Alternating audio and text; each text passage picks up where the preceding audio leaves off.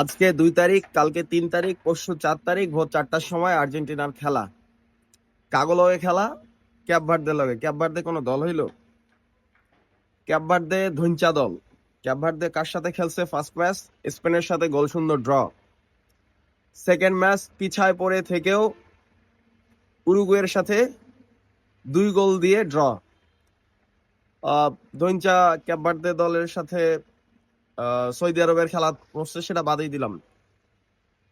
তো বিষয় হচ্ছে ভাইয়া, আহ, আর্জেন্টিনা বা মেসি ভেড়া ভরা টাকা এই ম্যাচটাও কিনা জিতবে।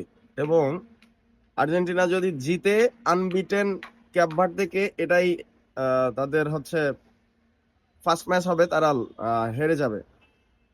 তো আর্জেন্টিনার হেডা ভরা টাকা, মেসির হেডা ভরা টাকা, ছোটখাটো দল বা ধইঞ্চা দল এগুলারও কিনা জিততে হবে।